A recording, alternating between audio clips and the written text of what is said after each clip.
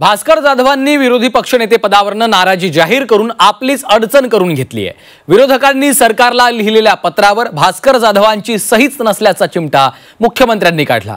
अधिवेशनाच्या पूर्वसंध्येला विरोधकांमधून गायब असलेले भास्कर जाधव विधिमंडळात माध्यमांचा ससेमिरा चुकवताना पाहायला मिळाले। एक गोष्ट आहे की शेवटी क्षमतेप्रमाणे काम करायला संधी मिळाली तर आनंद वाटतो, काम करायला हुरूप येतो, काम माणूस अधिक जोमाने करू शकतो। नेपेक्षा जे काम असेल ते शेवटी जर आपली कॅपॅसिटी असेल आणि आपल्याला काम जर कमी पडत असेल तर शेवटी माणूस काय म्हणणार, ठीक आहे करूया।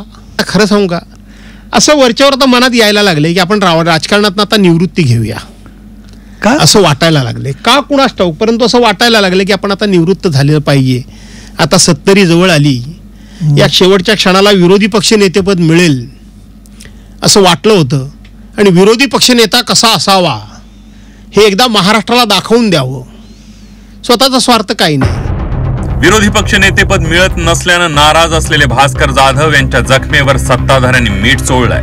विरोधकांनी सरकारला लिहिलेल्या पत्राचा हवाला देत मुख्यमंत्री देवेंद्र फडणवीस यांनी भास्कर जाधवांना चिमटे काढले। विरोधकांच्या पत्रावर भास्कर जाधवांची सही नसल्याचं फडणवीसांनी सांगितलं। विरोधकांमधील नाराजीवर फडणवीसांनी नेमकं बोट ठेवलं। आज पत्रकार परिषदेला भास्कर जाधव काही दिसले नाहीत। मागच्या वेळी भास्करांची सही होती, आज ती सही पण पत्रावर दिसत नाही।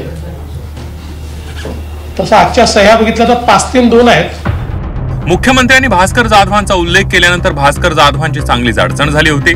भास्कर जाधवांच्या चेहऱ्यावरून तरी ते स्पष्टपणे दिसत होतं। भास्कर जाधव जेव्हा विधिमंडळात आले तेव्हा त्यांनी मी पोडियमवर बोलतो असं सांगून वेळ मारून नेली। पत्रकार प्रश्न विचारत होते तरी भास्कर जाधव पोडियमवर असं ओरडत होते। भास्कर जाधवांनी ही वेळ मारून नेली। पुन्हा भास्कर जाधव कामकाजावेळी विधिमंडळात जाणार तेव्हाही झी24 तासच्या प्रतिनिधीनं त्यांना गाठण्याचा प्रयत्न केला, तेव्हाही राष्ट्रगीत महत्वाचं असं म्हणत भास्कर जाधवांनी काढता पाय घेतला।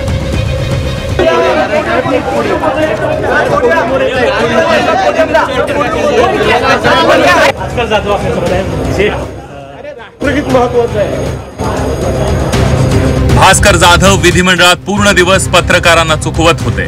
जेव्हा मुख्यमंत्र्यांना याबाबत विचारलं तेव्हा त्यांनी पुन्हा एकदा चिमटा घेण्याची संधी सोडली नाही। मला याची कल्पना नाही, याची कल्पना आपल्याला काय भास्कर जाधवांच्या मनात आहे ते स्वतःच देऊ शकतात। आणि अलीकडच्या काळामध्ये ते कवितांच्या माध्यमातून आणि शेरो शायरीच्या माध्यमातून आपल्या मनातलं अभिव्यक्त करता आहेत। त्यामुळे त्यांचं नवीन स्टेटस जे काही येईल ते तुम्ही बघा आणि त्याच्यावरनं अंदाज बांधा। विरोधी पक्षनेते पदाच्या निवडीचा कार्यक्रमच विधिमंडळ अधिवेशनात नाहीये। विरोधी पक्षनेते निवडीबाबत विधानसभा अध्यक्षही एकदम निवांत दिसतात। महाविकास आघाडीचे कोणतेही नेते भास्कर जाधवांना विरोधी पक्षनेतेपद मिळावं यासाठी पाठपुरावा करत नाहीये। विरोधी पक्षनेतेपद मिळत नाही म्हणून नाराज आहे हे सांगून भास्कर जाधवांची आणखी एक अडचण झाली आहे। ब्युरो रिपोर्ट, झी24 तास, मुंबई।